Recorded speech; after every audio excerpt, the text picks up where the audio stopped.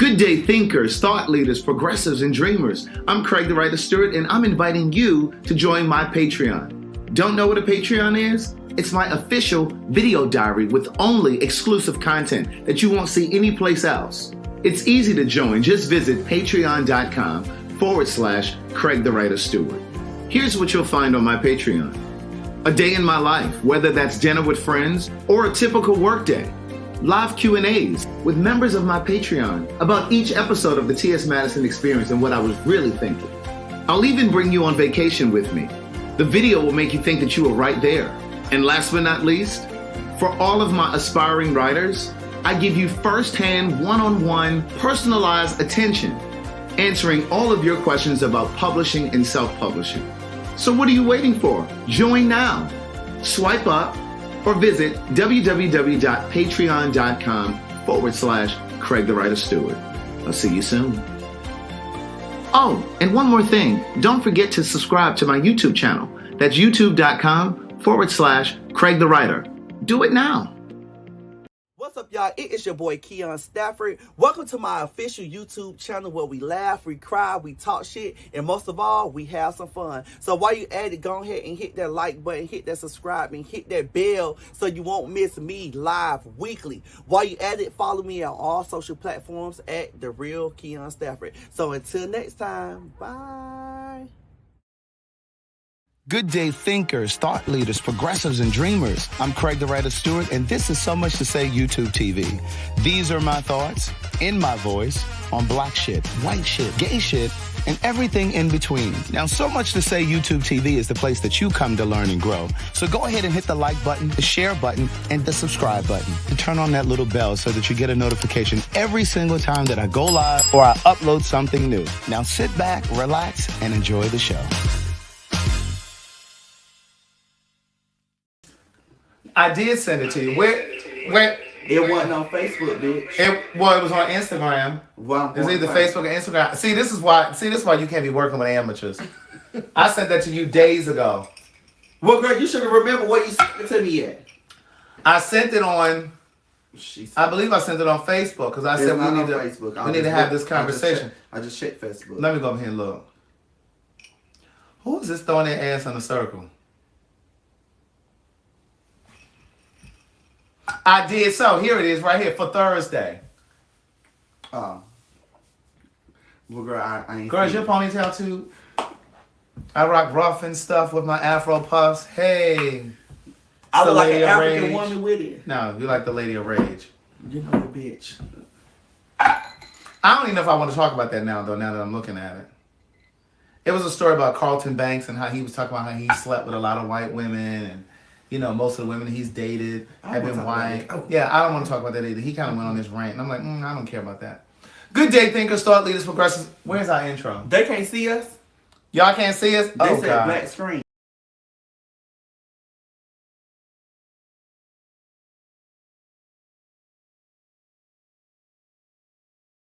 Could hear us. So you all could hear us, but you couldn't.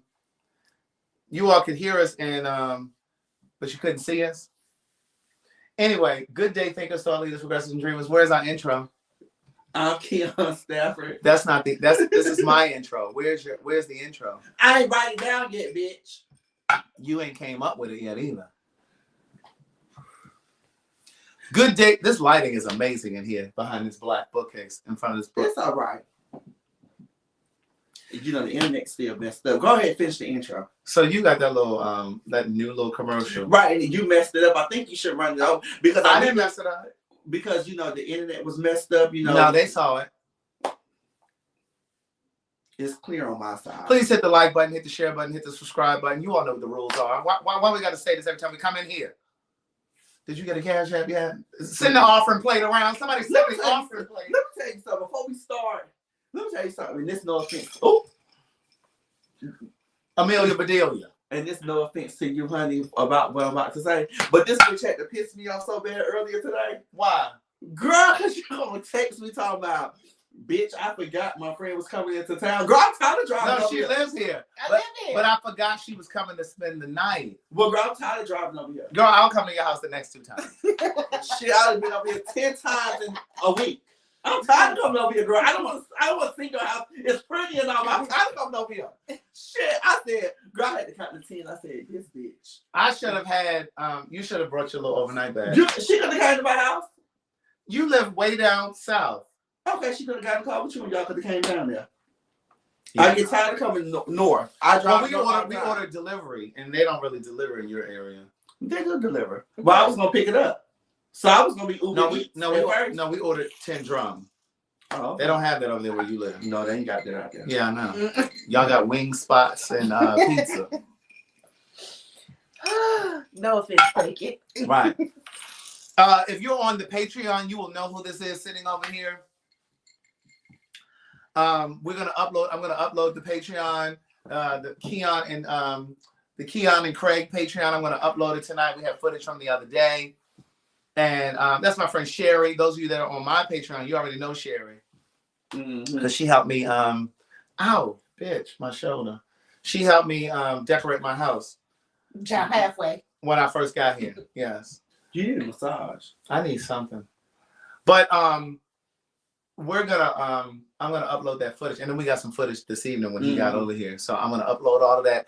The Patreon for me and Keon is scrolling at the bottom. It's patreon.com/Craig and Keon. Right. She talking about we need Keon and Craig Patreon, please. Yes, I'm gonna upload it. But tonight. You know what? A little bit before I came up here when I was in the shower, I thought. Oh, you showered before you came? I did. You can't wait. No. You what you wearing to work tomorrow? You wearing your little dress heels? No, tomorrow's Friday. I dress down on Friday. Oh, well, why you can't wear this tomorrow? I'm not wearing this to work. My camel toe no show. Well, you didn't have no problem with your camel toe showing coming over here. Well, this is a work. Ma'am, there are children around here. Okay, we don't need you coming here with your pussy print showing. But when he came down the driveway, all I could see was the print of his pussy. Oh wow. But what I was thinking about while I was in the shower, I said, oh my God, this is the last Thursday of the year. You were actually in the shower long enough to think. Bitch, yes. This is the last Thursday of the year. Come on, bring up that cash app, y'all. This is the last Thursday. I didn't even think about that. This is the last Thursday. This is the last or Zelle. It ain't going to be cash app, Zelle. Yeah, this is the last Thursday, Greg. The New Year, Sunday. It is. Should we have a moment of silence for that? Right. You know, I'm actually going to do a New Year's Eve brunch. Rashard, you're welcome to come. I see you down in the comments. It's going to be Saturday at 10 p.m. because we're going to go into the new year. And I'm going to do a couple activities. So one of the things, if you come, one of the things that I'm going to do is we're going to write down all of the things that we're going to leave in the previous year. We're going to leave in 2022. And then we're going to burn it symbolically to like, you know, say we're leaving it behind. And then also I'm going to have everybody write down on like an index card or something, like all of the things that you want to accomplish for next year. And then I'm going to have you self-address an envelope and I'm going to stamp it. And in 6 months, I'm going to mail it to you. That's fine. That's so like in June, you'll be able to open it up and see what you've accomplished or what you haven't. That's fine. That's smart. That is. So I'm going to do that. So, and so we'll have a little something to nibble on and something to drink. You're not coming because you're going out to Lanethia. No, you're not. He's driving way out to the Lanethia, and he lives below the airport. So that's about an hour and 10 minutes. You ain't gonna make me feel bad because you ain't invite me anyway. No, but you. I did invite you. You said, "Oh, I already made plans." No, you didn't invite me. You had asked me. You said, "What are you doing for the New Year?" Well, when you said you already had plans to go to the Lanethia. What type of event you have? I mean, you have to dress up. It's casual. What type of event you have? You can come just like this if you want. It's come as you are, just like you go to church. And hopefully you'll get something out of it. That's right. Oh. Well, I don't understand why you can't pass by here on your way to the Lanethia. Girl, don't put your foot in your mouth. What time you going to the Lanethia? It don't matter. What time we get started? It don't matter. But Keon, you know if you stop here, you're not leaving. Right. We're not gonna let you. And you know when you go to the Lanethia, you got to pay to park in the Office Depot parking lot. That ain't even that lady's parking lot. She charging y'all $10 or something to park over there in that lot. I think it's like $25 or $20 something. And then you got to pay to get in. Y'all pay for a table. Well, I don't have to pay to get in. You pay for a table. Somebody. Oh, you going on somebody's table? No. You riding in on somebody's table? I'm not riding in on nobody's table. But Craig, don't put your foot in your mouth. You know I may stop by. You know. Well, I just need to get a heads up because I need to know what you're gonna bring. I always bring stuff when I come to your functions, honey. Thanks. I got my wig and a rubber band, bitch. You want to buy it? Yes, you do. But you know what? I was just thinking, like I said, I was thinking about the we had, you know, it's last Thursday, and I was like, I didn't even think about that. We really have been consistent this whole year. We have, and for that, you should be appreciating us. We have been so consistent this whole year. We've only missed a few times. We haven't missed a whole lot. You called out a lot. You called out a lot. But you know, it's okay. It's okay. You gonna contact Human Resources, Keon? Something. We do need to get back to doing my restaurant reviews. The brand new year, we're gonna get back to doing that. Maybe we can get a restaurant review from you over at the Lanethia. Why you saying her name? It's called the Lanethia. No, but why you keep saying like that? Why you just can't say the Lanethia? Because I don't know why she named it that. That's her name. Yeah, but why does the club? That's like going to the Craig. That's a dumb name for a restaurant, right? The Craig. What? The Lanethia? Well, the Craig, it's not a catch. And the Keon sounds stupid too. But the Lanethia don't. It does. It sounds very ghetto. Bring your bulletproof vest. Prepare to be frisked when you come through the door. We only accept cash. What did you say yesterday? Because they don't want to pay processing fees. Oh, no, I ain't gonna talk about it. So last night, let me tell you about what happened? Let me tell you about this bitch. I don't know. She was on one last night. What happened? So yesterday I had made last night. Yesterday when I talked to you, so I had made this little flyer or something, right? Mm-hmm. So look, let me show you this flyer. So I did get his feedback off of it, right? So I just did something real quick, and it looked like it was real quick. But she said, "Look, I cannot with Bert and Ernie." Look, but he just was going on and on about different things yesterday. Like it was. Well, I was just trying to. I was like, no, it was not Did about. Did you see how he trying to crescendo over me? It was not. I was like, but it's not about. It wasn't about the fight, but it was just like he was like on one. Like you know how somebody just be on one, they be picking at everything. I said, "Girl," I said, "You okay? You need something? You all right?" He said, "Why are you so angry today?" I said, "Bitch, why are you so angry?" I'm like, I'm not angry. Thank you, Jim Tarver, for the I show her first. Okay, let me show Sherry. So this the other color before you show her. I didn't see the other color. All I saw was this. Look, but I'm show you. This is the. Let me tell you something about black people, black folks. Y'all want people to give y'all constructive criticism, but you really don't want it. You really don't want you black people. You really don't, because you know we talk about black people, white people, gay shit, and everything. Right now I'm talking about black people. Black people. Y'all say y'all want constructive criticism. This is the other color. That color is better, but it still looks sophomoric. Okay, but amateurish. Okay, so hold on. Let me say this first.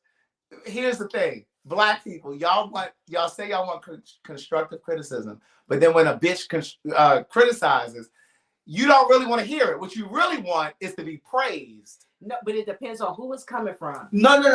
And let me tell you something. I take constructive criticism very well. Well, why are we sitting here talking about this right now? No, because I just want. If you took it well, I want to point out how you really was on when you were just on when you were just so. Do I need to upload this so they can see it? That's the teacher. No, upload. You can upload both of them and see. I don't care. Okay, so we were talking about creating flyers and stuff so we can start posting on our social media, so we can promote, like when we're going to do our lives, and we can promote so that we can do our Patreon so you guys can follow those both of them.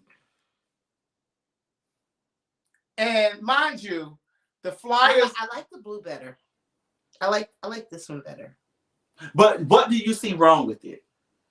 I don't see anything wrong with it. What? I just like the color changes. The color palette is better. Okay. Yeah, other than that, I don't see too much of a difference. What did you see? He said he didn't like the font nor the pictures, and the pictures didn't compliment. First of all, the pictures just look thrown on there. Look how crowded they are. You know what? Now that I pointed it out. Yeah, and it's not in sequence. Correct. It just looks like the pictures are just thrown on it. My head is just sticking out, look like a damn bobblehead on the fly. And let me show you. I was gonna upload it. If I upload it. Let me upload it real quick. How I upload it? Yeah. Wait, let me get it here. Hold on, let me upload this for y'all. Yeah. And then I told him, I said, you are so excited tonight. Oh, girl, I'm loud. If I'm saying you loud, you loud. You know, that's how you be sometimes. Oh, I know. That's what I'm saying. If I'm saying you loud, you loud. Oh, let me turn down. Yeah, turn your volume. Let me get the remote. Oh, let me turn this down. Hold on. Okay, now let me upload this. Wait. How Move was from it here. from here? Okay. Let me upload this flyer. Should I send this one to you too? So yes, please. Yeah, both of them, because I see what he's saying. I do. Okay, but I told him I told him I couldn't edit it. I was just getting his thoughts while I was still working on it or whatever. And he was like, "Well, you don't need to keep working on that." This bitch here. I airdrop it to you. There you go. But when he said it, I said, you know what? Okay, we need a refill. A refill. You know, you can take both of them. Yeah, that's what I was trying to download it.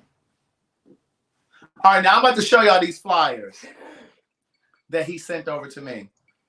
All right, y'all ready for this?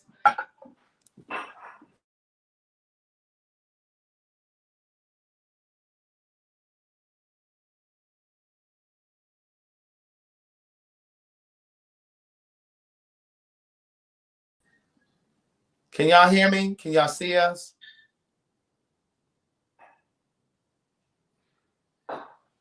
There it is. Okay, can you all hear us and see us? I want to make sure you guys can hear us.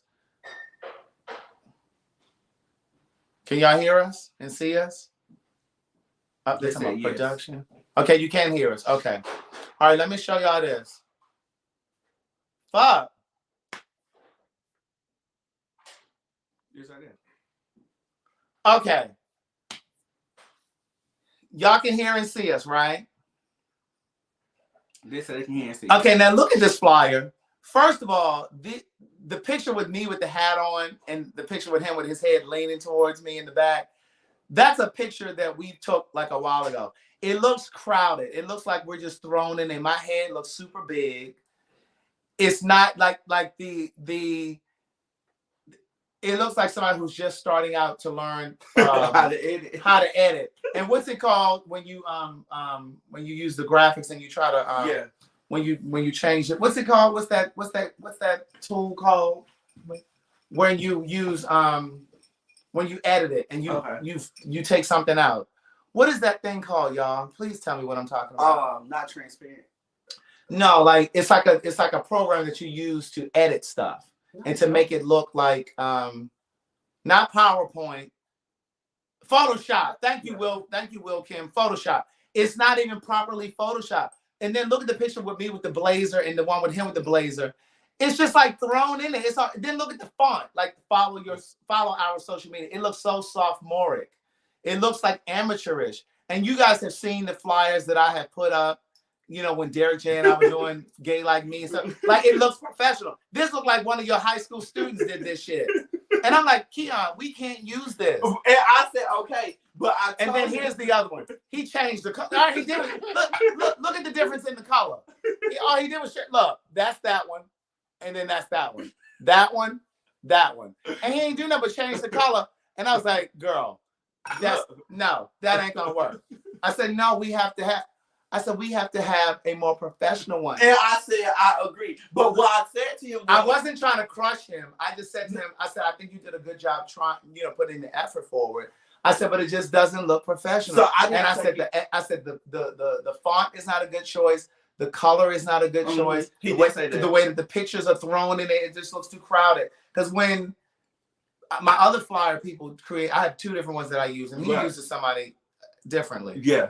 But when they do it, it looks like somebody. It looks like we're in that room together. Yeah. You know, and that look like it's just like there's no sequence. It's overlapping. Child, that shit look like a damn a vision board, and everything just overlapping. Yeah, it was all overlapping. And I'm like, what is this? I would, you know what? Because that's what he does. A for effort. I would have never noticed, but A for effort. So look, so when he said it, I said, I didn't say it to him because if I would say it to him, I would never heard less of him. I said, you know what, this bitch is right. So I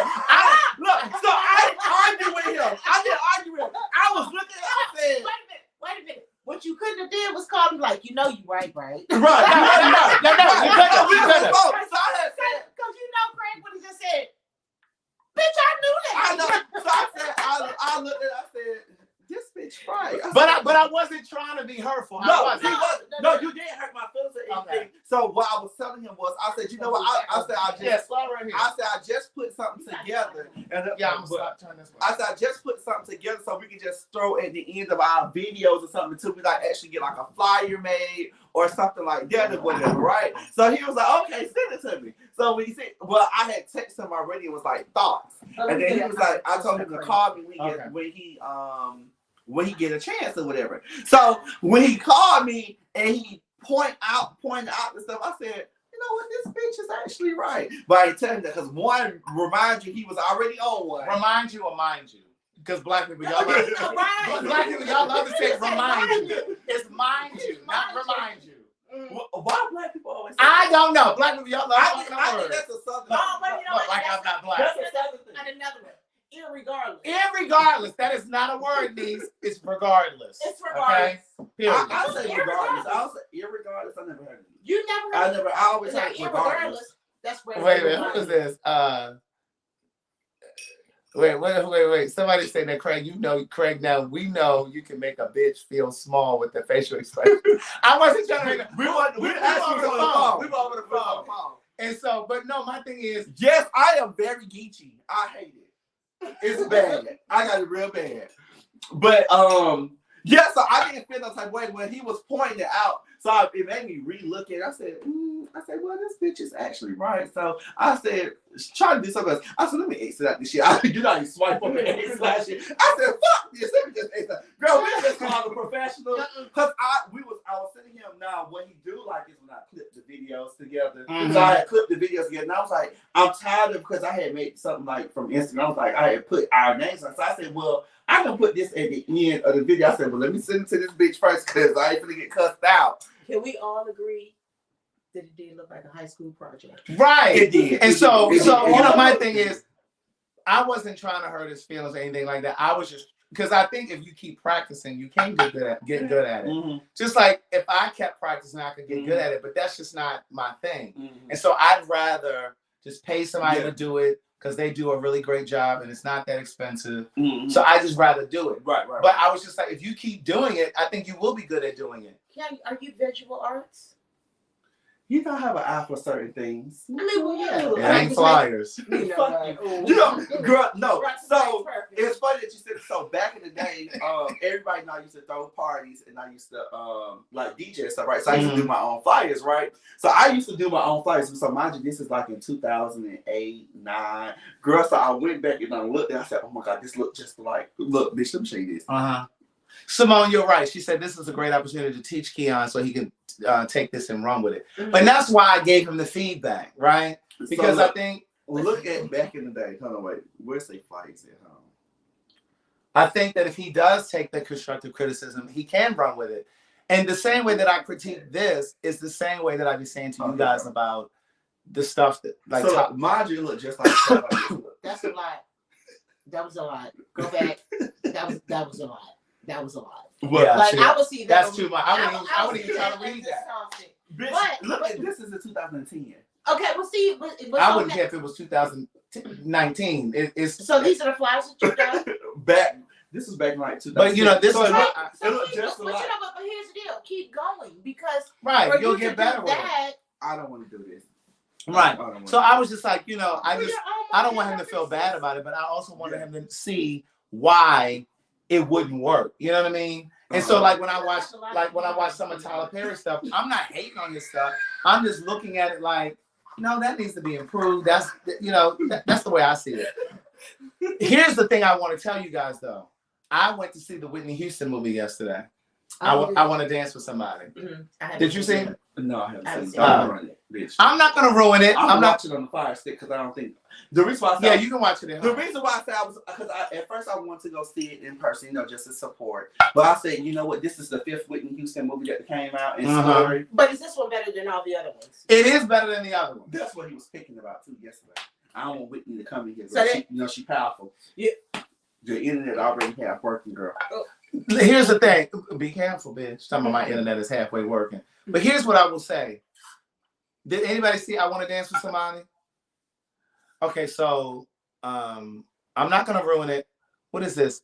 Brianka said yes, it was good. Okay, so remember, Now my friend I'm Sherry. gonna turn this way, girl, because she split. She just.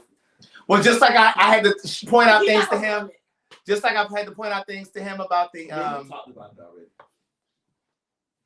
just like I pointed out to you about the flyer, I also had to point out to Sherry about that Mary J. Blige documentary over there on Amazon. And she's a diehard Mary J. Blige Girl, fan. you love Mary too? She loves Mary J. Blige. And when that documentary came out on Amazon, remember, guys, I told you guys about it and what I thought about it. You all were like, oh, it was so good. But then when I pointed out certain things like I did with this flyer, you were like, oh, yeah, that is true. Well, you know, that was true, even though it hurt my feelings, and there's nothing bad that you could say about Mary. Right. But he was absolutely correct. Those are things that I grazed over because I was so focused in on her Yeah. and not seeing it from a production standpoint. Right.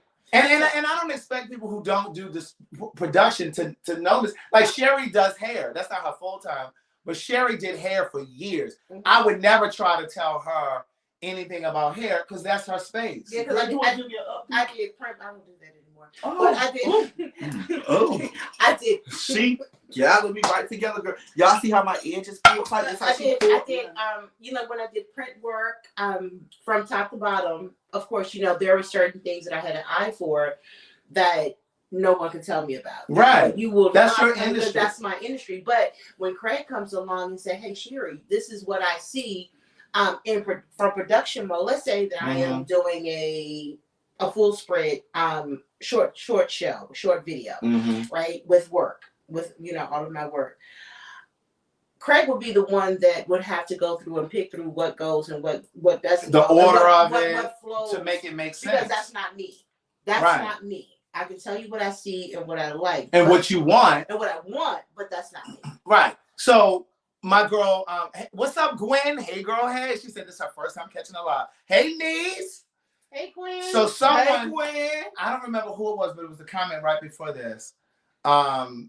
You said that you saw the Mary J. I mean, no, she said she was underwhelmed and not impressed with the Whitney thing. Now, here's what I will say to it. I was slightly underwhelmed, but what I will tell you is, let me start with the good. They got that fucking wardrobe right. They got the hair and shit right. They got it was a beautiful, because see, the family did this one. Yeah, but and what so, I want to know, because I can say this, I am tired of constantly seeing her drug usage. my thing is, right, they did sprinkle that in there too, and they made it very clear that she was using drugs long before she got the body. Oh yeah, most definitely. And brother said that. Right. On Oprah. Right, but a lot of people felt like Bobby introduced her to that. And so they made it very clear in there. They also, now one of the things, my thing is, I didn't learn anything that I didn't already know. Right. So I had watched the documentary on the whole thing, and in this, it was called Autopsy. In one of the documentaries, I think I talked about it on my live like years ago when I saw it. It's called Autopsy, and they have one on Michael Jackson. They got one on Whitney, and the one on Whitney, they basically talked about how she was able to get her drugs, like when she was on the road and shit like that. She had a dealer that would meet her, and he would say, "Hey, Miss Houston, can I get your autograph?" He would hand her a pen and a notepad, and she would sign it. She would keep the pen and give him the notepad. The drugs were stashed in the pen. That's all. I mean, no, and I don't. They showed that because she was doing a lot. No, she was doing a lot. But I mean, like, how is it that you can get that amount of drugs into a little? I don't know, but they did show that, which I thought was great. They showed her and Robin living together in a relationship. They showed her saying to Robin, "Listen, I want to be married to a man. I want to have kids. I want to have a family. We can go to hell for this shit." Like, they showed them living together, all of that. So they did a good job in the beginning. Because what I do believe is that the things that I've seen before, even in documentaries, they kind of downplay her relationship. Right. No, the family did this one. Pat Houston was the executive producer. They still mad at her. Right. But they did a good job of illustrating their relationship. But the problem that I had was they didn't really show you what was going on behind the curtain, so to speak, when she did The Bodyguard. They didn't talk about Waiting to Exhale at all. And I know that she OD'd while she was filming Waiting to Exhale, because I read Jennifer Lewis's book. And remember, Jennifer Lewis was in Waiting to Exhale. And she said in her book that Whitney overdosed. What part was Jennifer Lewis? Jennifer Lewis played old girl's mama. She played Whitney's mom. She overdosed in Waiting to Exhale. Where she was filming Waiting to Exhale. Sopranos. He's a good man, Savannah. Oh, that was Jennifer Lewis. Well, no, that wasn't Jennifer Lewis. No. Which one was Jennifer Lewis in there? Jennifer Lewis. Was it? Let me see. What did you say? Had the lady with the high voice, the heavy set one. No. Loretta Devine. Angela I'm trying to Bassett. figure out what role, because that wasn't her mother. That lady was somebody else. I think she played a soul food or something. I might be saying it was the preacher's wife. The preacher's wife. Yeah, Jennifer Lewis. I'm sorry, it wasn't. She played the mother in it was preacher's wife. I'm sorry, I said Waiting to Exhale. She said they didn't even talk about Waiting to Exhale. They didn't talk about the preacher's wife. Jennifer Lewis in her book said that Whitney overdosed when they were filming that, and they delayed production. She said this in her book. Mm-hmm. They didn't even cover it in that. So what I'm saying is this film, they did a great job of reenacting her biggest moments in her career. Like the first time she was on television, she performed Home. They played the entire performance.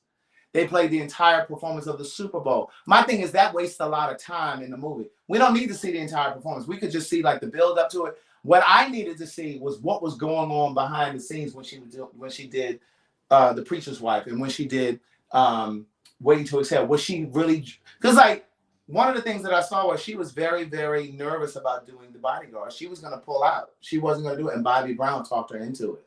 No, you can do this. You got this. But like, what was her drug activity going on during that? Like, they didn't really go into what. So basically, it was just like a recreation of all of the things that we already saw. Okay. Like when she got booed on Soul Train, right, and she met Bobby Brown. Like, they didn't really go into what was going on with her day to day. Yeah, but you know what? It's funny because I do know this firsthand about Whitney Houston, Nippy, as they call her. Mm-hmm.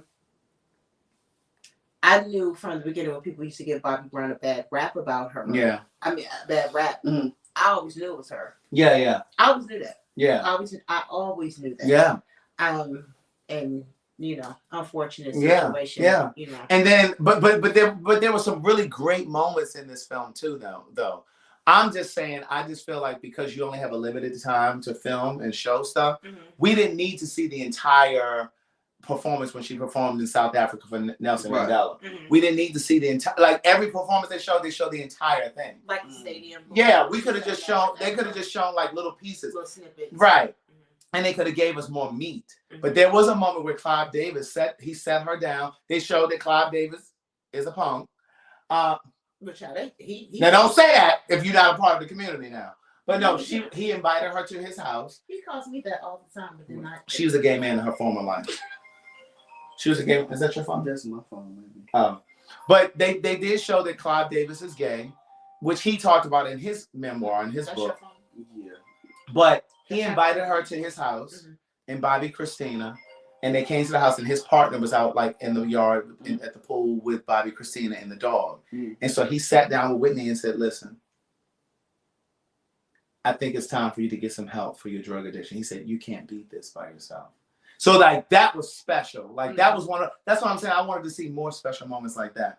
I also know that from the the Cissy Houston interview with Oprah Winfrey, I know that there was a conversation that Cissy had with Whitney where they tried to do an intervention. Like they could have recreated that. Like they didn't show enough of the day-to-day stuff to me. First of all, this story, I just feel that the Whitney Houston, Bobby Christina story will go on forever.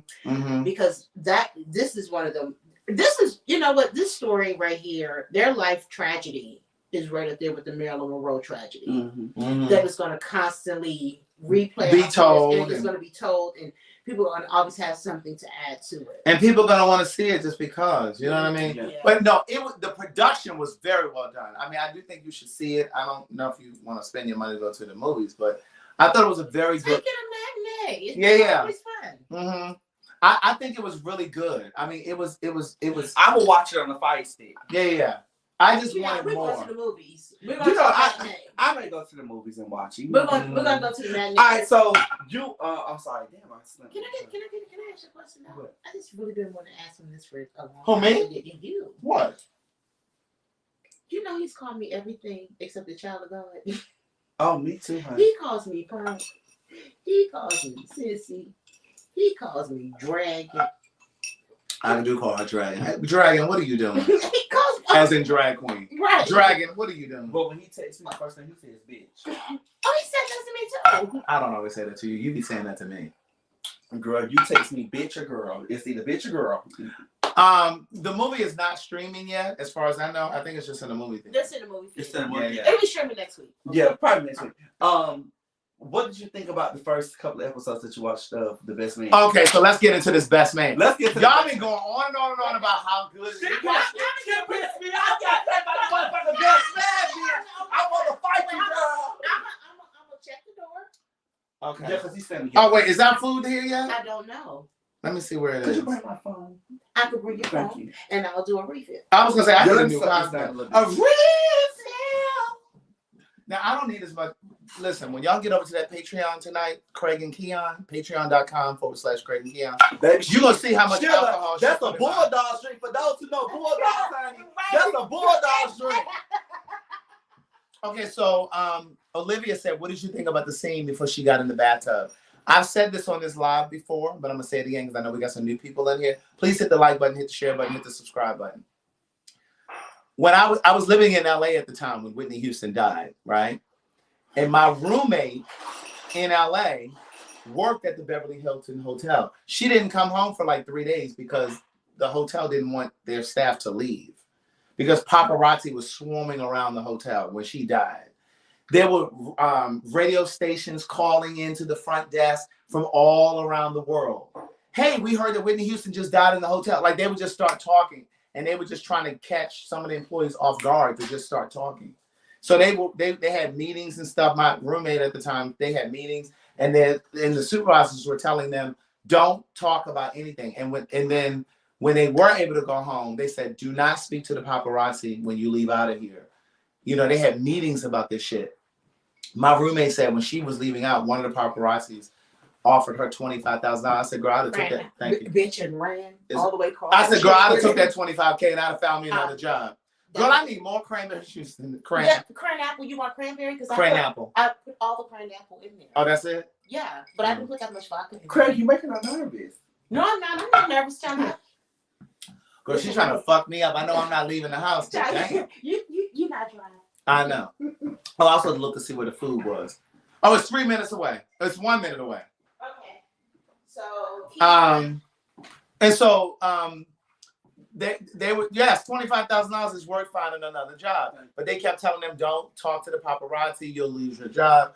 So when she finally came home, she was telling me the day that Whitney Houston died, she was all at the pool, acting really weird, like they knew she was high. Like she was at the pool, she was like trying to do cartwheels and all kinds of shit at the pool.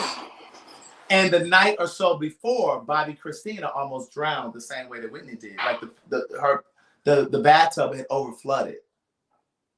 And it was so much water in it that it started seeping down to allegedly.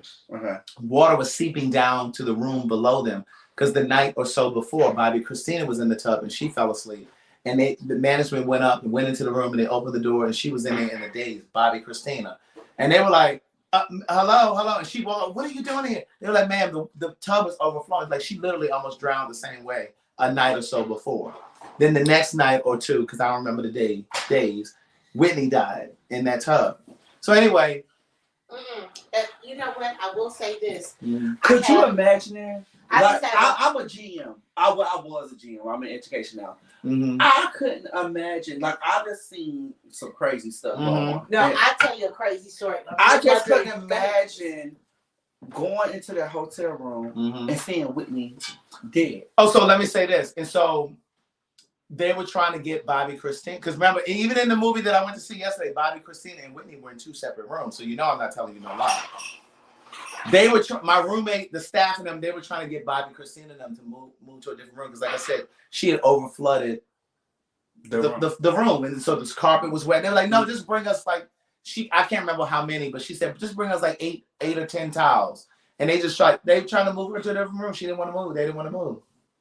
It was crazy. Wow. That's the food. That's holiday. I need you to change that. That's holiday. I need you to change that. That give me a headache. Sherry, tell her I'm gonna put the tip in now. I always wait for them to deliver it before I tip. He said it's gonna. Why she went outside and closed the door? Girl, you in the ghetto, honey. They will snatch you up around here. This is not the This is the ghetto. You're on the south side of no, I'm not. No, you're not on the south side. You're on the east side. Mm-hmm. You more closer to the west side though. Closer or closer? That's what I said. You said more closer. You don't have to say more. There's an ER on close. You just said closer. More closer. You said more. I didn't say more closer. You said that. Girl, I want you to watch the rerun. No, I definitely didn't say more closer. I want you to go. You don't need the word more when you're using, because you said this the other day. You don't have to say more. The word is just you're closer, not more closer. You're closer. Hey, honey, I know. Don't close the door when you're around here. You're in the ghetto. She is so important. Do you need to take that call while we're on here? I'm definitely going to take the call while I'm on here. Who is that? Don't worry about it. Oh, you calling back? Yeah, because the person hung up. We at work. I know we at work, but just like how you used to answer the phone for that man that called your phone. Hey, I'm recording, so I'm gonna I'll just make sure y'all. Is this a date? This not a date. Don't worry about what this is. You couldn't send him a text? No, I had to call back to make sure. So that's the problem with y'all. You ain't called back to make sure anything. You just called and said I'm recording, and you hung up. You could have sent him a I text. seen the background. I seen where he was. I seen everything. Oh, so you need to make sure he was where he said he was going to be. No, that's not what I'm saying. You sure? No, So that's the problem. I already know. That's the problem with you women. I'm a man. You always try to figure out where these men are. You need to focus on your career. I'm focused on my career. Don't be chasing behind these niggas. I don't chase behind there because let me tell you something. What one nigga don't do, another one will. And what that nigga don't do, another one will. And what that nigga don't do, another one will. Get you another one. But no. You know how see, I teach you. You know, you've been out. You know, you're a little older. So, no. You know, you're a baby boomer. I'm not a baby boomer. You're a baby boomer, bitch.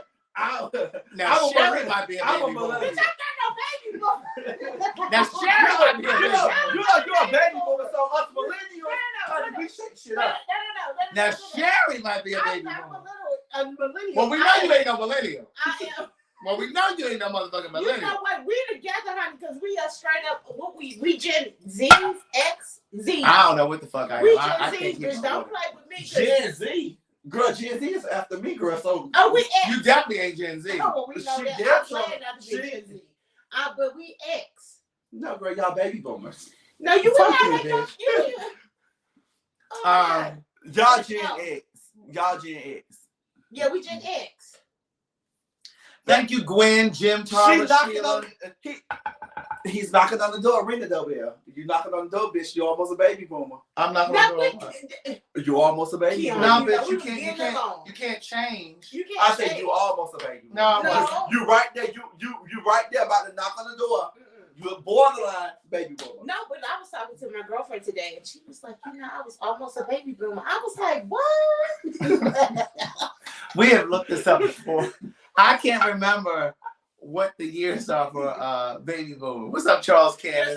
Marvin get real mad, but I'd be like, you're a baby Now Marvin is a baby boomer. He My just friend Marvin in I DC. went to Dread. Yeah, Oh, yeah. Marvin is a baby boomer. Really? Yes. Marvin is knocking. Which one of your friends had seen me and said I had a pudge? Was it him? I think No. it was him. Was it Marvin? It was Marvin. I think- It he was said he saw him He at- was here one he day. saw him at the I Bull saw- Door. I heard you say I had a pudge. He saw that. Keon at Bull. Baby, with this with this pudge, Camel toe. with this pudge tonight, baby, he is fine.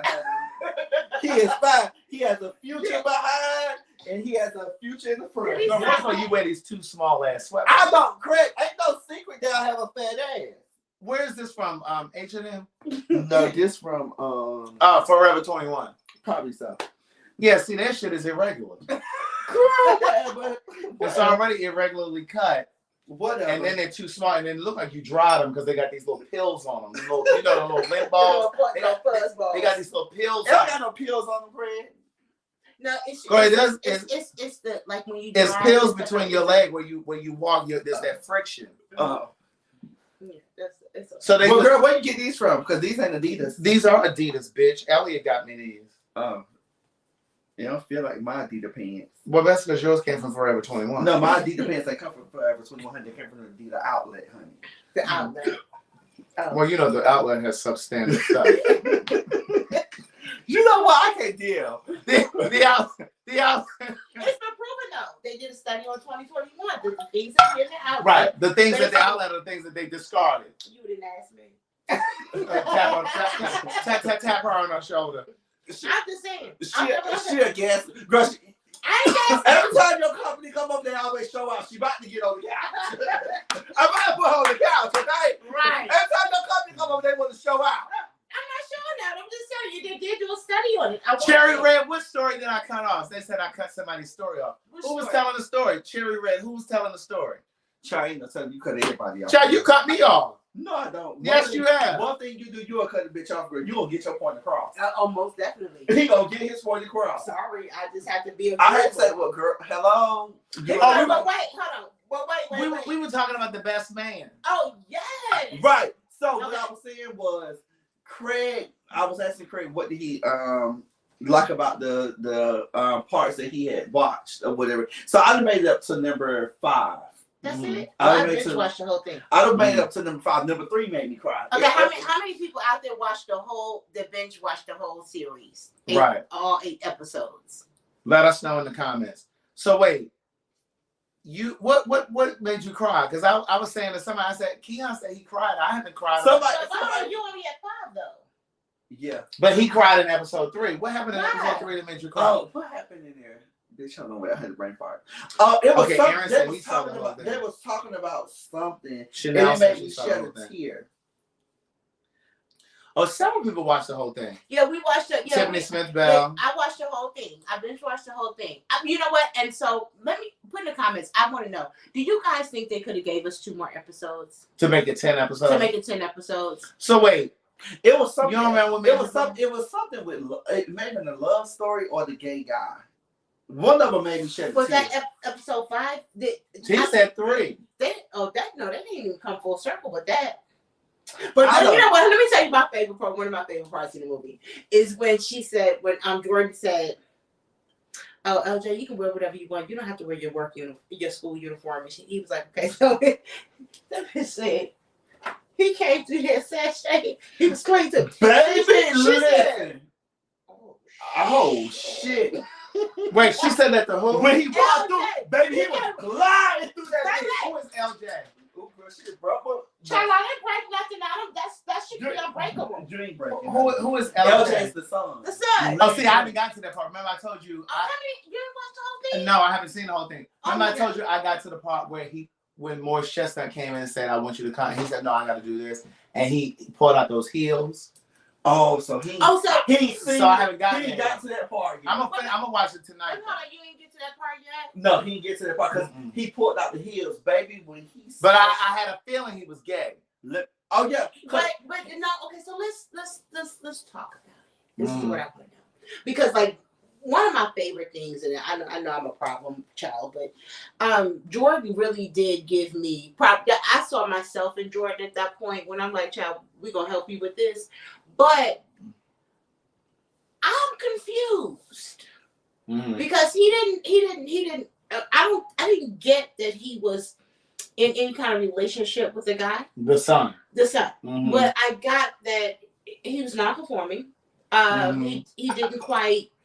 He didn't identify as one way or the other. See, I haven't gotten So if you've seen it, so we've been watching it. So if you watched that when he went to, if you know they was at the dinner table, Lance had he had something that was acknowledging him or whatever. Yeah. Right, and they was taking pictures on the red carpet. Right, If you pay attention, he had lashes on then. Right. And he had like he was very flamboyant in that scene. Even till when the lady came up, he was like right. He was very flamboyant. Aaron just said what you just said. He never said he was gay. He was non-binary. He said non-binary. That's what she was just saying. He never said either or.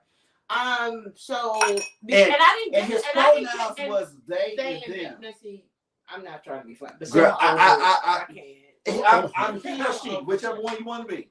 My head hurts. Right. Yeah, I'm gonna watch it tonight.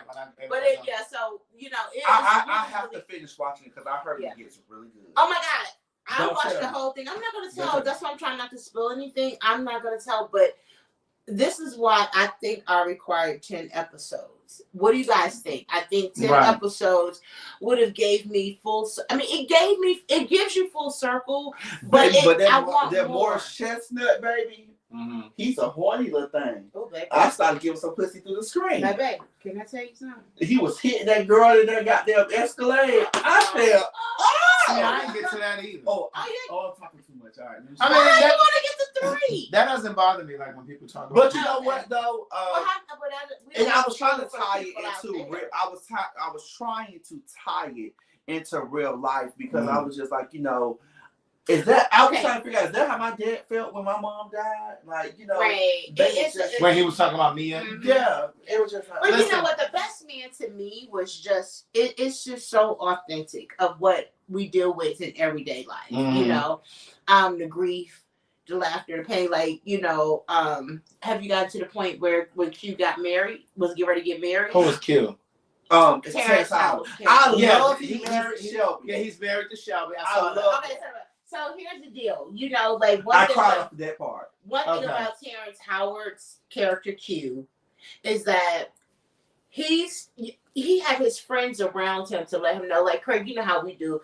Like, well, Craig and I have been friends for a very, very long time. Like, you know, are you sure you want to do this? Are you sure you want Yes, yeah, I thought that was great. Because they knew their friend. Yeah. They knew their friend. And he was waiting for them to be like, okay, let's go get Shelby. Like, he was waiting. They were like, well, she's leaving. Yeah. And they ran and got her.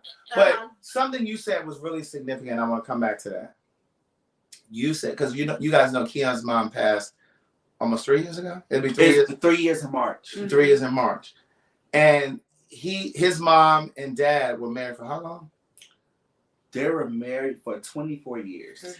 And so, and I hope I'm not sharing too much. No, go ahead. But Keon's dad remarried, 2 years later?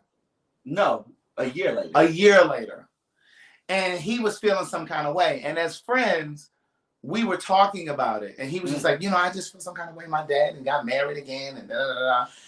And because I'm impartial, like I don't have a dog in that fight. I said to Keon, I said, think about this. And I'm just gonna tie this in real quick.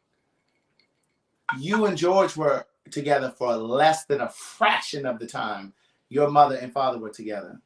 Think about the emptiness that you feel, and the same emptiness that George feels. It ain't one-sided.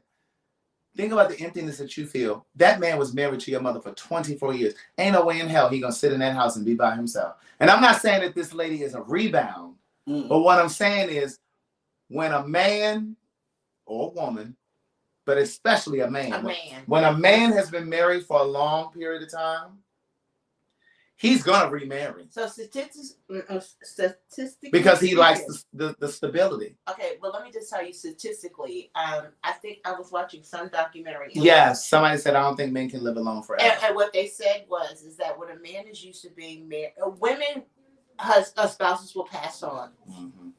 Women's spouses will pass on, and women will be widows. Women will be widows. They will not. Sometimes they'll remarry. Yeah, sometimes. But women will be widows. But when they're older in life, they will not do it. You know, some of them won't. But a man can be married to a woman for God knows how long. And that's it right there. And as soon as she passes, he trying to find somebody else because they don't know how to live alone. They can't live alone. And like Aaron said, they don't know how to take care of themselves. Yeah. Because and you know what? Look, so let me say this. Looking, and I'm just being very, very transparent. Looking back, okay, so my mom died in 2000, right? I'm not 2020. My mom died. My mom died in March. He started talking to us like maybe November, January, but he was very transparent. He's like, son, I think I'm liking somebody, X, Y, and Z, right? They met on a job. Somebody actually hooked them up because she lost her husband. He lost my mom. Yes. Okay, cool. So they both go. They met for each other in that aspect, or I would say they identified with each other's pain. Yeah. So he actually married a year later on my grandma's birthday. My grandma went to my grandmother, my aunt, which is a couple of my aunts, we all went to the wedding. I was the only child that went to the wedding. I was the only child. Because they all felt some kind of way. None of my siblings went. Now let's talk about that. So because they felt some kind of way. so they felt some type of way. And I'm gonna tie into this. What I was saying is, I feel that it happened soon because he had one date planned and then he moved to another date, right? Mm-hmm. Then on top of that, he sent everybody, instead of us meeting her first. Well, I had already met her. But instead of all of my siblings meeting her before he actually proposed to her, before he married her, it was like they all got invitations through a text message. Right. So they felt some type of way. And my oldest sister's like, I'm not with that. You know what I'm saying? My oldest sister is not my mom's biological child, but you know, my mom was in her life or whatever. And she was like, well, but here's the deal with that. I mean, and being a woman, men process things in relationships differently than women. Yeah. Right? Yeah. Mm-hmm. So here's the deal. You said something to me a long time ago, and he was like, you know, you said something to the effect of a kid, your spouse cannot like your parent, and you're like, okay, but if a kid, I know what you're saying. Yeah. So I was saying that, and I've said this on here. If you're involved with a man, and his mother or his sisters don't like you, he can convince them to accept you. Mm-hmm. Mm-hmm. But if that man is not interested in you, it doesn't matter how close you are to his mother, his siblings, they can't convince him to be interested in you. Right. Right. He can get them to accept you, but they can't get him to accept you. So here's the thing. So when I first met her, I was very like, hold on. Right. That's because, you know, sometimes, and let's be honest, and let's be clear, Keon. Would it be safe to say that we all have some type of selfish attachments to people that we don't want to let go of? Mm-hmm. So what I said to her when I met her was, and she came to my house. Her and my dad came up one day, and George was there at the time. And what I said to her was, I said, this is different for me. I said, because my whole life I see, and this is actually my stepdad. My mom and dad had been my mom and him had been together since I was 2 years old. Mm-hmm. So I grew up. So that's his dad. That's my dad. Yeah. So like I told her, I said, this is very different for me. I said, all I seen was my mom and dad together my whole entire life. Ups, downs, thick and thin, whatever. So I need to know, what is your intentions? What are, this is before I, like, it was for the kill. It was like, girl, don't hug me, don't touch me. Right. Yeah, it was a defense. And then knowing my dad is the type, like, my mom cooked Sunday through Sunday. Now, she did say Fridays was her day, every man for herself. So, but my dad was used to my mom cooking, cleaning, ironing, doing everything for him. So, in some aspect, I was like, you know what? My dad needs a woman. He needed that support. He needed that support. So, for a minute, it took me a time to accept and adapt to the new change, right? But I will say, last year Christmas, How old is your dad? He is 57. Yeah, he's 57. And when last year Christmas, and it's so funny because that's not his birthday is a day before mine. But I'm just saying, your dad is 57, and your dad is not an old man, right? Right. And he's still fucking. And he's still doing everything. Yeah, I know. So what I said to her was, on Christmas was the day that I really just released everything. Yeah. I was able to get her a card, and I told her, I said, you know what? Welcome to the family. I said, I look forward, and she actually cried. I said, you know what? I look forward to making memories with you, because I'm a type of person, I can't. My mom and my oldest sister mom was best friends. But let me ask you something. Why do we as Black people, we make family dynamic, we make we make it so hard. Like, and I'm not saying that you had your own inner things that you were dealing with, but would you agree that situation was hard? So that's probably why she cried when you accepted her, because she was just coming in peace, because she had all she knows is that your mom passed, and I'm sure her heart went out to that. But it's like, wait, but but now that you embraced her, she cried because she's like, now she wants to do the best she can for you. Yes. So I just sometimes want to understand, like, what is in our genetics as people that we make love so hard. I definitely think that it's I talk about that in Book of Jewels.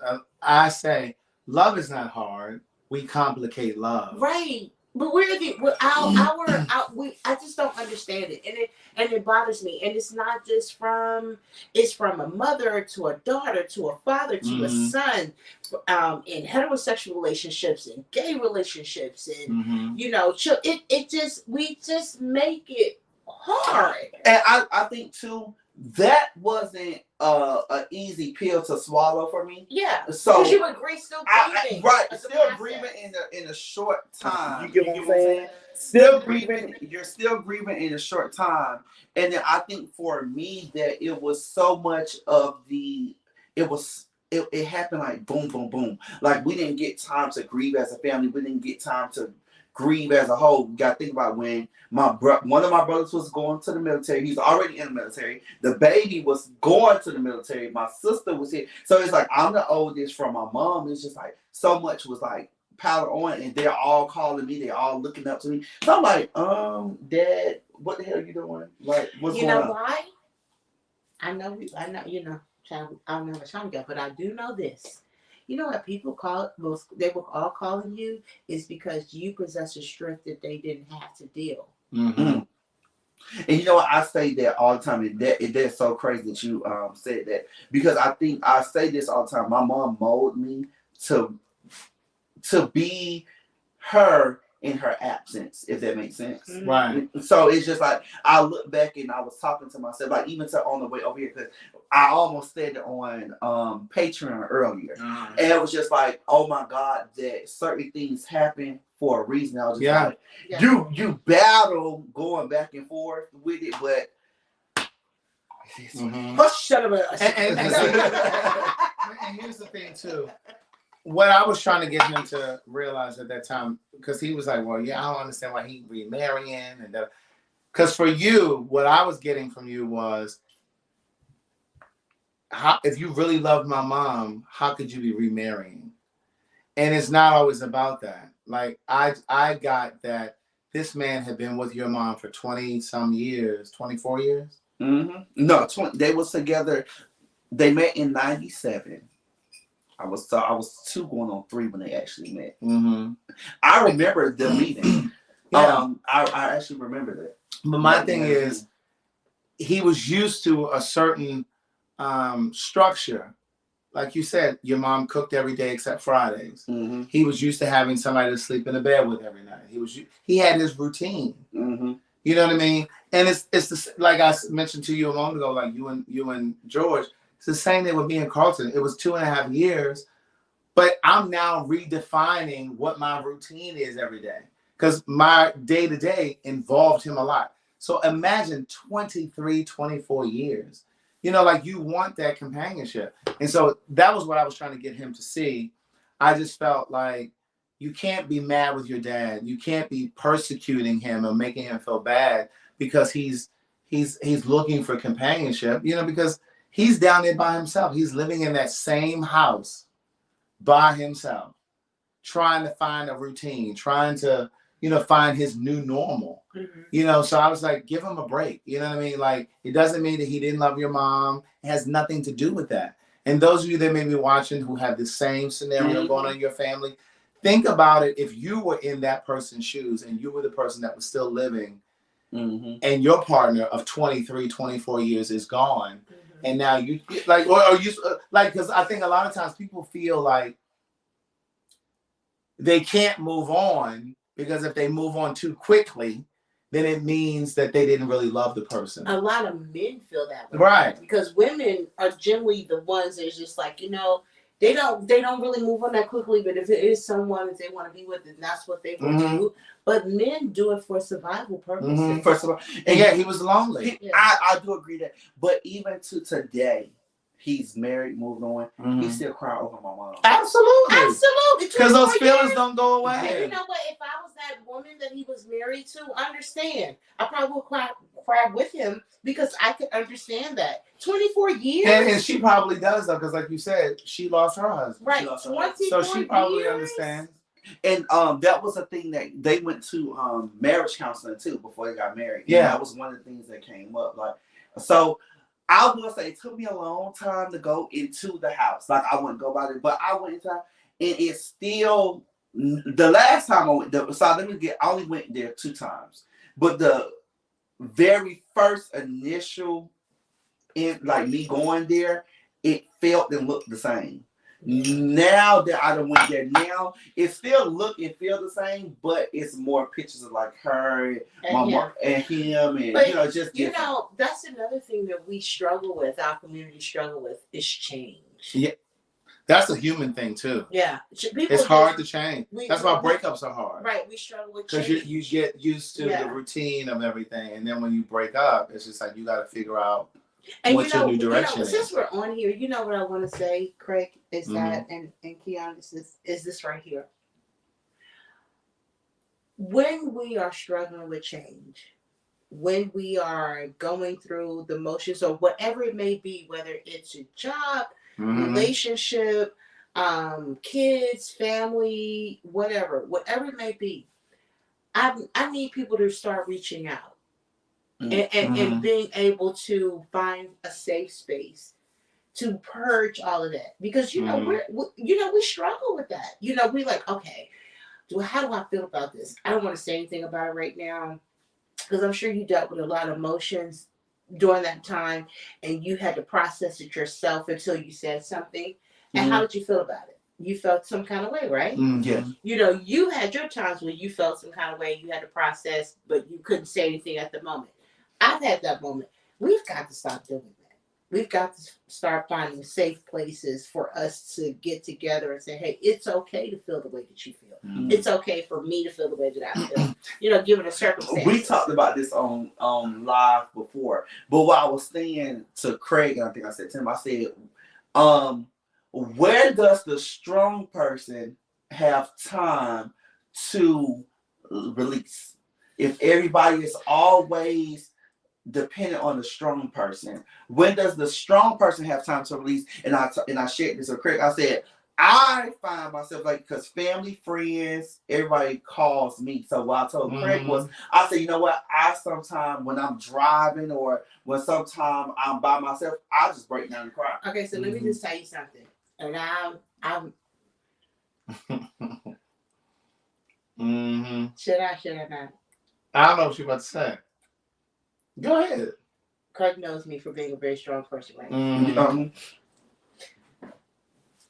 Craig is like a brother to me. I have a friend that's Marvin. There are only 3 people that see me going pretty much batshit crazy. But before that, Craig, what was I? The strong person. The strong person. I was the person that everyone went to. I was the person that's like, okay, we're going to get this done. We're going to do this. We're going to do that. We're going to do this. And we're going to do that. But my time came to where I was broke down in the floor. And I don't even remember how I got there.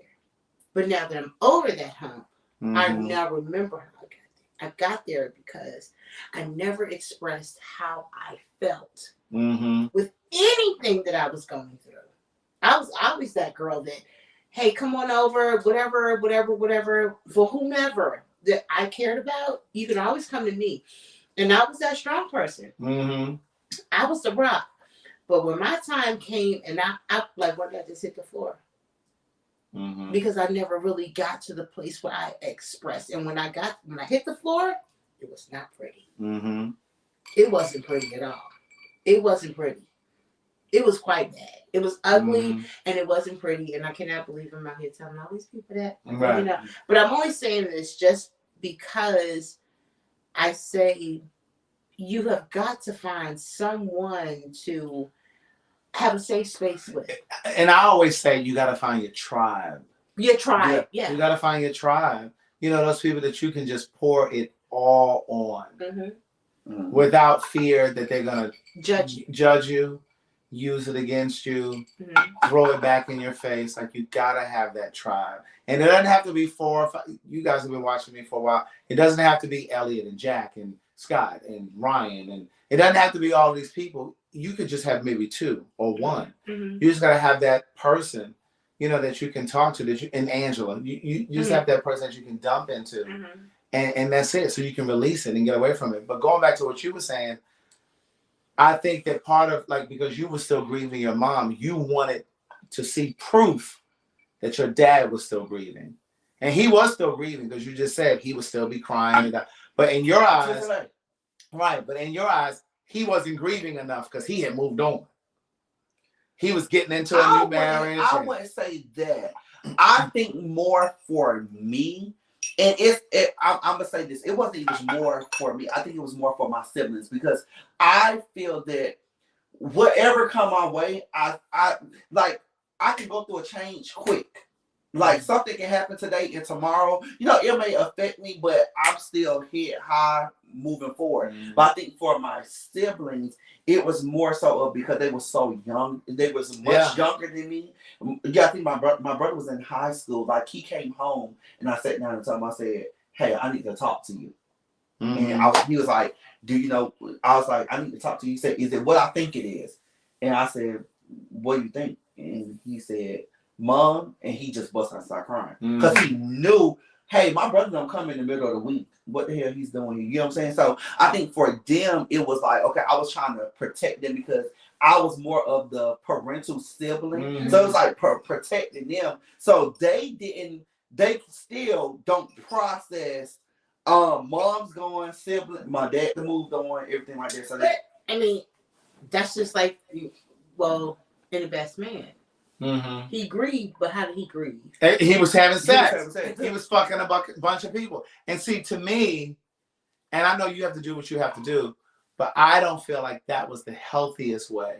But that's just what he did. That was what he did. Right. But I just think that he should have probably sought counseling or sought his friendships, you know, and talked about it and worked through it that way. I just need Sherry is a Libra.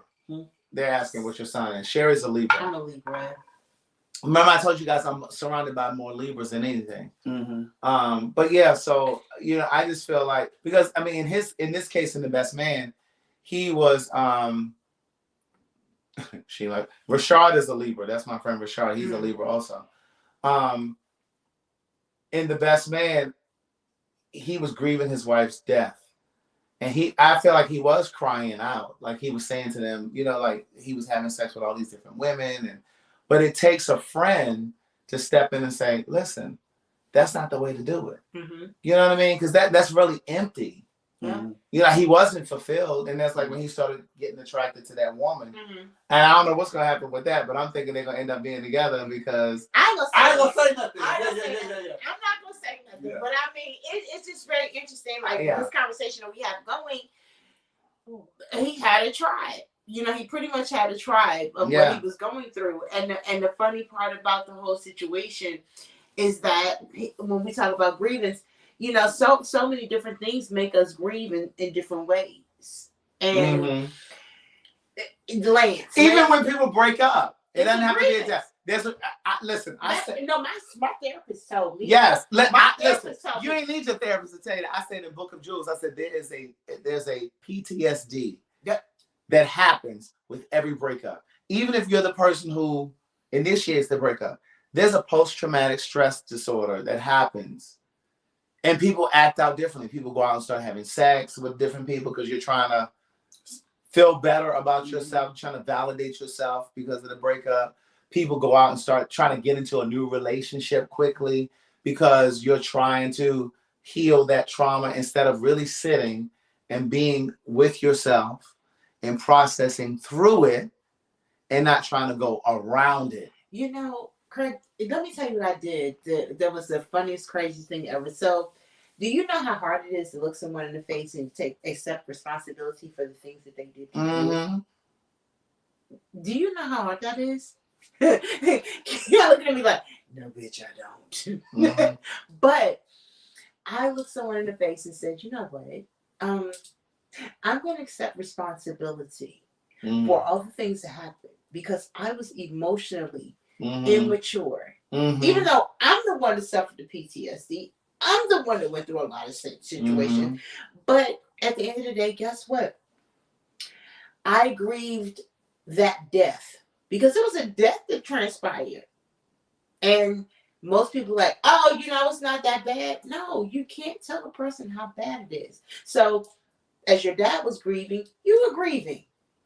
Yeah. You were grieving. And you grieve differently.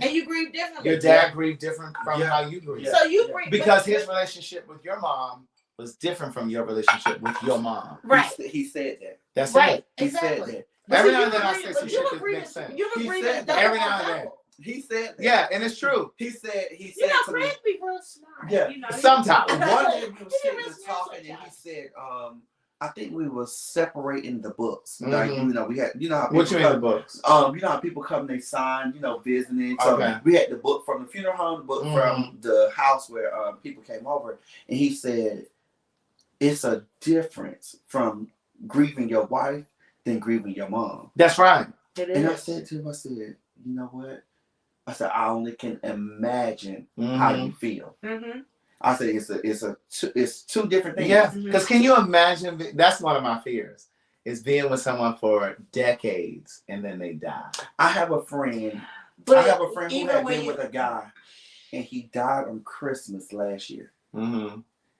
And this year made a year, and I said I checked on him all day. I was like, "Hey, you good? Are you okay?" And he was just saying, because it was very different. I'm not gonna share too much, but it was very different because of their lifestyle and the things that have happened prior to. That's why I say don't always let your family and friends know what's going on in your house, because when he died, a lot of things came up from the past, and it was he didn't make it to the funeral, X, Y, Z. So it was like your lover is gone now. You waking up and he's cold. Yeah, X, Y, Z, and it was just like, oh my God. So it's just like I think about different things, like, oh my God, I can't imagine how my dad feel, or I can't imagine how my siblings feel, or even to my grandmother. Like my grandma said all the time, that was my only child that I birthed. That's right. And that's another relationship that's different. Yes. Your grandmother's relationship with her daughter is different from your relationship with your mother. It's different. And we have to give people grace. Like, we can't expect people to grieve the way that we grieve. I believe so. You know what I mean? I think so, but and that becomes big.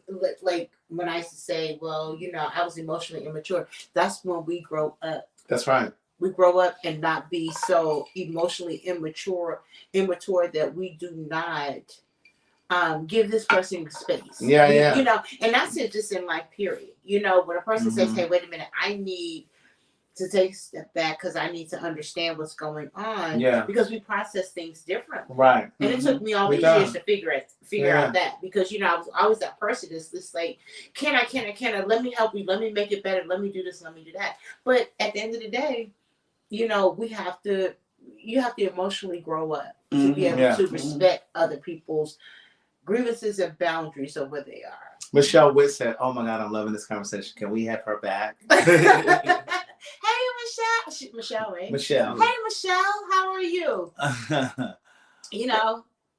But yeah, no, I mean, it's true. It really is. Michelle, really I'm no Oprah, but I'm just speaking through life experiences. Right. And I just know I had a lot of... Somebody said, please have her back. I just have a lot of growing up to do. I had a lot of growing up to do. Even though I was grown, I had a lot of growing up to do. Those of you that read Book of Jewels, there's a line in Book of Jewels where I say, a friend of mine used to say, I'd rather be alone feeling lonely than be with someone and feel like I'm by myself. That was me. That was her that said that. That was so when I say that in the book, and I say I have a friend that said, that's her. That's Sherry. Somebody said, what's her cash app? What's your cash app? Where's my phone? Will Kim said, what's her cash? I don't know what your cash app is. Oh, here it is. You find it. But I just have to get to a place. You have to get to a place in life where, here, Craig, give it to them. Look at it and see. It's $S like Sherry 4203. S like Sherry 4203. But yeah, no. It's a dollar sign. Yeah, I said dollar sign. Okay. Yeah. Okay. So, but thank you guys. But you know, these conversations are so dear to me because you know, Craig. I've known Craig. You know, Keon is my baby, but I've known Craig for like so many years. Like Craig, We and I met in. It was either 2001 or I think it was 2001. Yeah. Was it She's in my first book. Yeah, that's it. Thank you. $S4203. Yeah. She's in my first book. I don't remember her name in the book though. I don't know, but he described he was like this old little feisty chick that Right. I met, and we actually met with someone else that Right. still doesn't like me to this day because I chose to have. You seen him? No. Oh. You chose to have a relationship with Craig. But I just remember Craig and I just became very, very close, you know, and through good thin, you know, thick and thin, and we've had room to grow with each other. You know what I mean? I tell people all the time, you're gonna meet tons of people. You're gonna meet only a few gonna stick though. Only a few will be your forever friend. Only a few gonna stick. And I said, I have maybe 4 forever friends. And I have a friend, she just moved here. She's been my friend since the 1st grade. I have a friend who's been my friend since the first time I moved here. It was in 2007. And I have 2 other friends who have just came home. But I say all the time, you know, forever friends are hard to find. So when I see people who have been friends for 20 plus years and 30 plus years, I cherish that. I'm like, oh my God, like you have seen the up, the down, the round and the round. You have seen everything. We have laughed, cried, slept with each other at each other's house, etc. Like, so I love to see that, and I love that y'all just said like we have been friends for so long. Understand, you know, friendships. You have to be a friend to receive a friend. Yes. You know, and we don't do that enough. You know, like our relationship, Craig and I, we have fussed and cried and argued with each other. But one thing I know about Craig is that he has my best interest, and I've always had his. No, Craig is a piece of work, honey. When that thing gets up, baby, he gonna let you know, and it doesn't always come across. You know, I don't think me and Craig ever fell out. No, we never really had. We never fall out. I don't think we had words. I think we have maybe said some stuff to each other. Okay, so me and Craig had some words. Okay. And she came up with a 227 one time. I was going to pull her ass out. I said, girl, she was trying to tell me how to make my motherfucking potato. I said, girl, you can go. Let me say something. This bitch can get nasty. You ain't know? This bitch can get nasty. You ain't know? Oh my God. You didn't know? You didn't know? What I was trying to tell you how to make? You were trying to tell me how to make my potato. I did some Bitch, it was for chicken. Oranges and chicken. Oh, no, it was peaches. It was peaches. Peaches and chicken. What the hell? I found this recipe. Oh my God. He got some. This one I was eating meat. And it was like a recipe with like some peaches and some chicken, and you baked it together. And she's like, what is this? But no, the other time was when I was at 227 in Hateville, the condo in Hateville. Okay. And Marvin was in town, and you were coming over, and y'all went to get some fried chicken. Or y'all went to get some chicken to fry, and you were trying to tell me how I should have done my potatoes. She said, well, you should have done. I was like, girl, you just got here. I'm like, first of all, you late. But I was gonna say something, but I don't remember what it was though. It was something good, but I don't remember what it was. But you know, the thing is that one thing, you know, we have another friend, Marvin. Marvin, my friend with the dreads, with the locks. Marvin. Marvin. Yes, Marvin. And so we always laugh like the three of like Craig knows I'm the person. If Craig will be on the red carpet somewhere, I'll be over on the side. Craig, I know you hear me. He'll be like, she always used to say to me, "Don't get brand new when you make it." Yeah, she used to say that to me all the time. I'm like, girl, anybody gonna get brand new? Cut it out. Wayne Mills, thank you so much. Wayne Mills, she said, thank you for the cash app. Thank you, Wayne. I appreciate it so much. Wayne got money, child. Thank you, Jamari. Thank you. Hold on, wait. It's another. Thank you, Jamari. Okay, Michelle Howard. Thank you, Michelle. And thank you, Wayne Mills. You know, I'm a little challenged. But thank you so much. I said, could you just cash app it to me? She said, Who said that? Me earlier when she said, I said, could you just cash app? She said, I said, just sell it, girl. Just sell it. Because so what happened was when Sherry first came over, Sherry's gonna spend the night tonight. Yeah. Sherry came over, we were gonna order, she wanted to order a pizza. Yeah.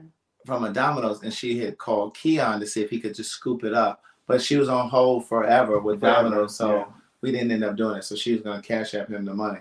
But I just ended up ordering we ended up ordering 10 drum. Yeah. Yeah. Can I just tell you guys something right now? This is at first I was sitting on the side because I was like, okay, I don't want to. But having this conversation, like I'm always up for conversation, Keon. And I just feel that, purging certain things and letting people in is so therapeutic and letting people know, hey, you're not alone. Yeah. Especially at this time of year. At this time of year. That seasonal grief. Mm-hmm. It's difficult. It's difficult. I just had a conversation with someone like, okay, guys, I'm not married. I don't have any children. I was in a relationship for quite some time, and I think I'm shell shocked. But however, I'm good. So my friend said, okay, hey, I want to talk. Let's do this. And so I said, okay, I'm packing a bag. I'm coming over. Craig always knows I'm a flaky person because I just sit in the house by myself all the time like a little hermit. Really? Yeah, he does know that.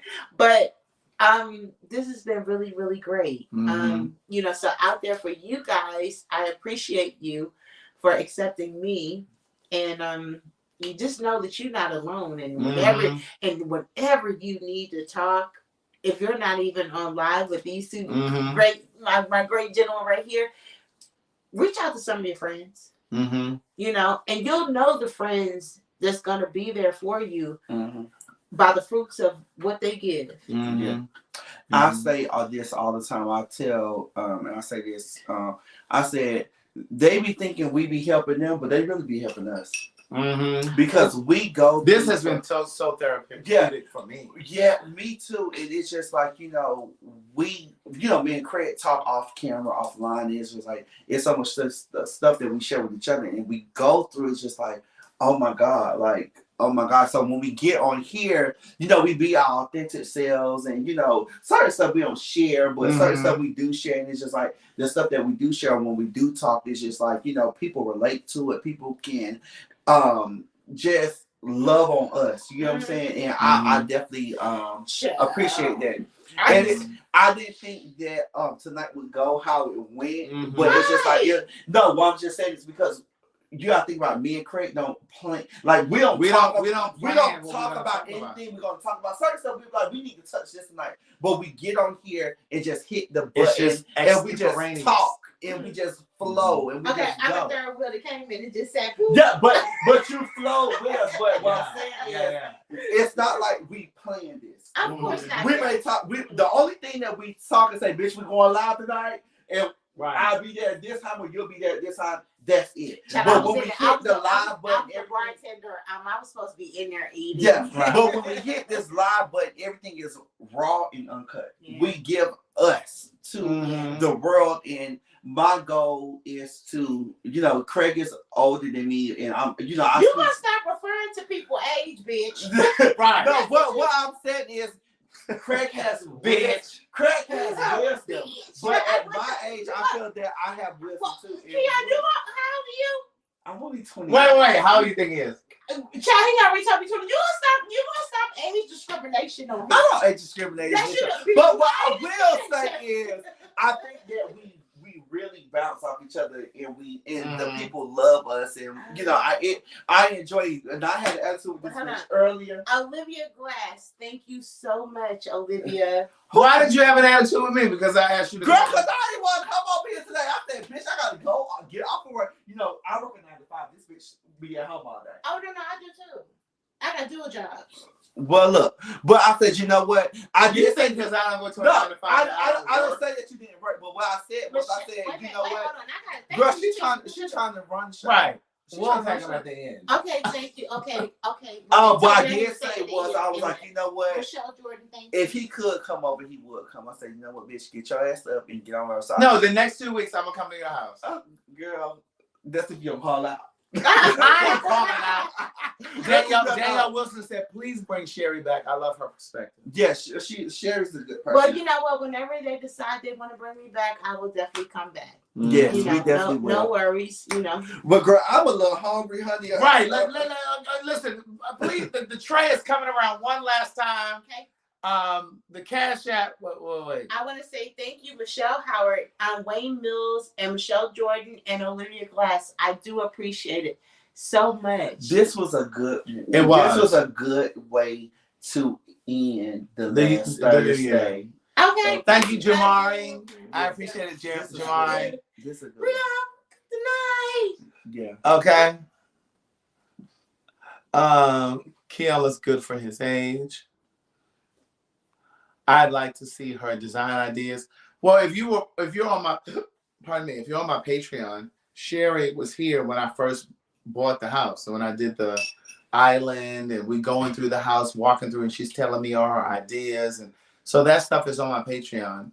If you're not on Patreon, before we get off, I told Craig. Craig just went through a breakup. I just went through a breakup. Mm. But what I told Craig was, I said, I was gonna break up. The new year is gonna be. This year is really gonna be good for us. I feel that. Mm-hmm. I said to myself, I said, the last 2 years, 2000, I lost my mom. 2021, I broke my leg, and now this was the year that I just tried to regain everything. And then this year, I still took a loss. Me and my partner broke up, but I said I think next year is really gonna be a good year, and this is a year for him as well. Well, I'm gonna go on a gamble here. I'm gonna go on a gamble because see, I've been dealing with something.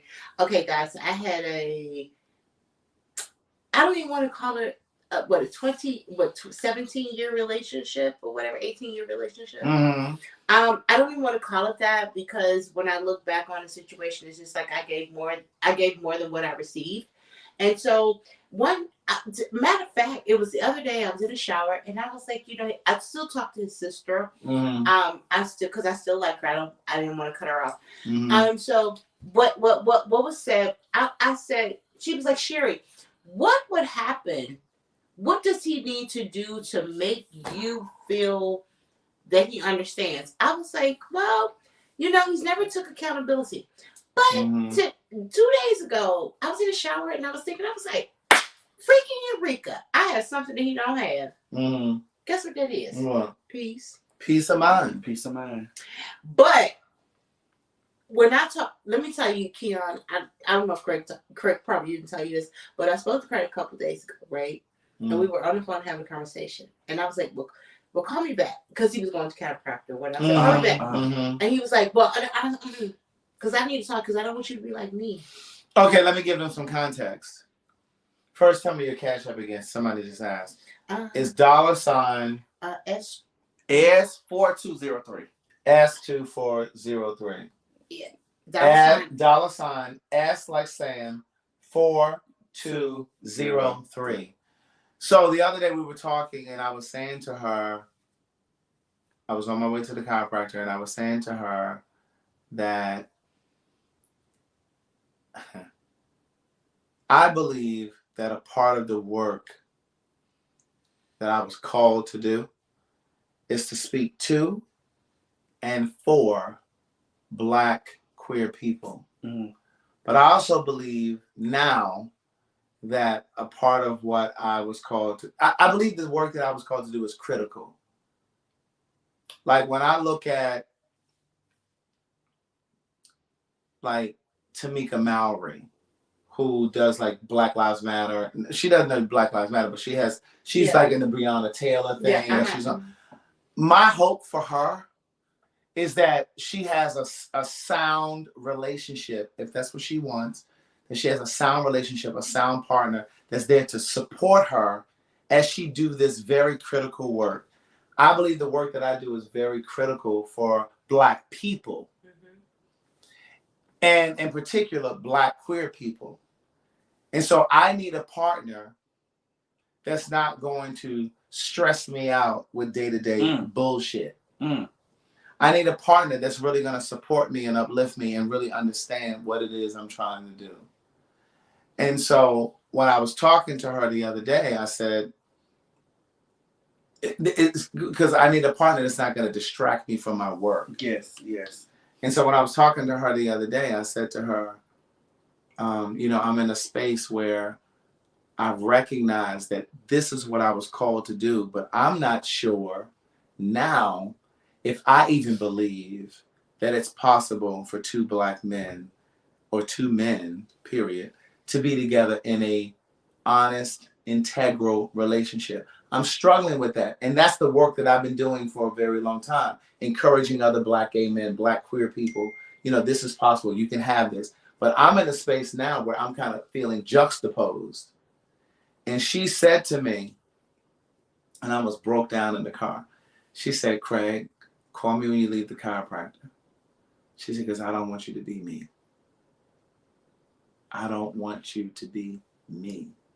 And I've said to you so many times, I don't want this breakup to harden me.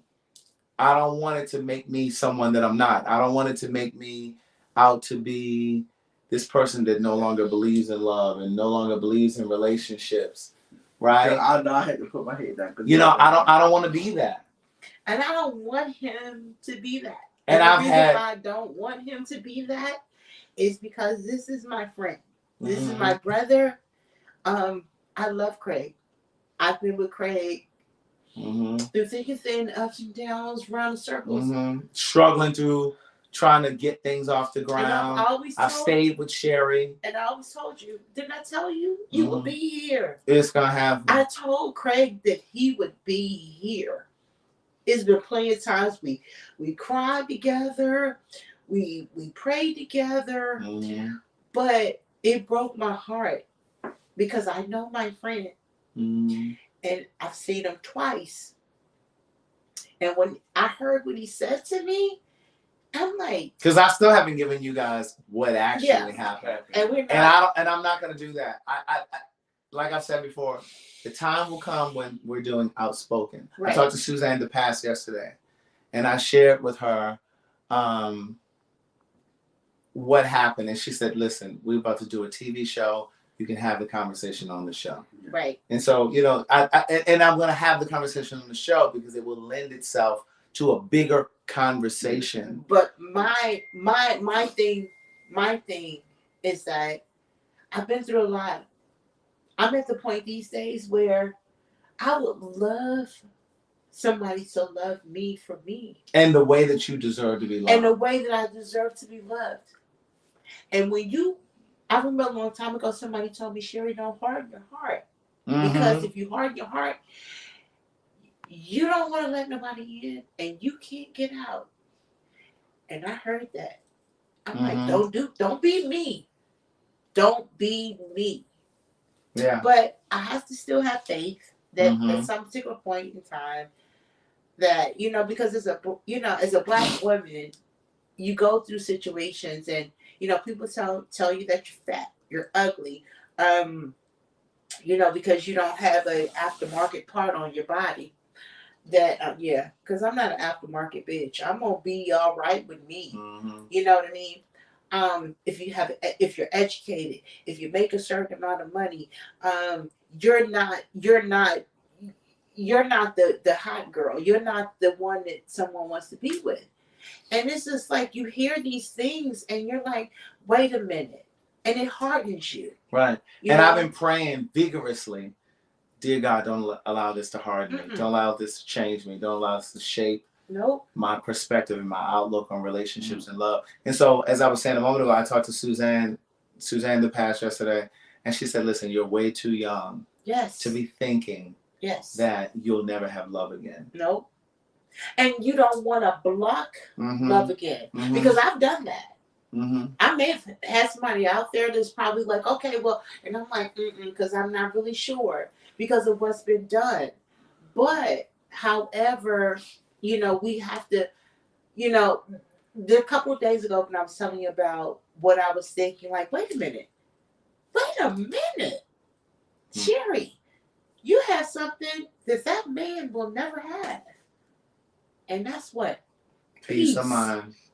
It gave me a full-fledged woosah moment, as Oprah would say. You know, so have your peace. Understand we can look at things in a different direction. I don't care whether it's a gay relationship, a straight relationship, mother, father, daughter, it doesn't matter. When you understand that you have the ability to set boundaries and stop feeling sorry for yourself and sorry for the boundaries that you set and the limitations that you set upon people and how they treat you, understand you will find peace. And when you find that peace, baby, understand. You just have to understand you found your peace. Yeah. However. But at any rate, listen, you guys have an amazing night. Brush your teeth. Yeah, we're about to go ahead and eat. And drink. Leave the door open to love again. Yes. Yes. But listen, you guys have an amazing night. Brush your teeth, floss your teeth, brush your tongue. Say your prayers. Ask for what you need. Ask for what you need. And I know for sure that it will come to pass. Somebody else? Yes. So let me just say this, guys. I truly appreciate you. The outpour of contributions that you guys have cashed out me, I appreciate it. So I just want to say thank you, Sandy. Thank you. And I'm going to give you a heart. Thank you, David Allen. I replied to you and gave you a heart. Gordnice, thank you so much. Olivia Glass, thank you so much. Michelle Jordan, thank you so much. And Wayne Mills, thank you so much. And Michelle Howard. Thank you, Sandy. I appreciate it. And Jerenice, I appreciate it. I will see you guys. What's tomorrow? Friday? Tomorrow's Fine Nigga Friday. Yeah, okay, it's Fine Nigga Friday. Tomorrow is Fine Nigga Friday, so I will be live tomorrow. You have an amazing night. Brush your teeth. Happy New Year. Have an amazing night. Be safe. Be safe. Trust your instincts. Say your prayers. Brush your teeth. Floss your teeth. Brush your tongue. But if you don't brush your tongue, ain't anybody trying to kiss you. Right. And maybe good things won't come off that tongue if you don't brush it. Oh, hello. Right. My Cash App is KeonStafford. It's right here. All right. So you guys have an amazing night. We appreciate you guys for being here. We appreciate you guys for watching. We appreciate your generosity. The Cash Apps, the Zells. Tanny Joy. Tanny Joy. Tanny Joy. Bye, y'all. To the new year. Happy New Year. Can I say one thing? Go ahead. Don't forget to love somebody. Yeah. If you keep loving someone, then some kind of love will come back to you. Don't forget. Love with boundaries. Bye. Thank you, guys.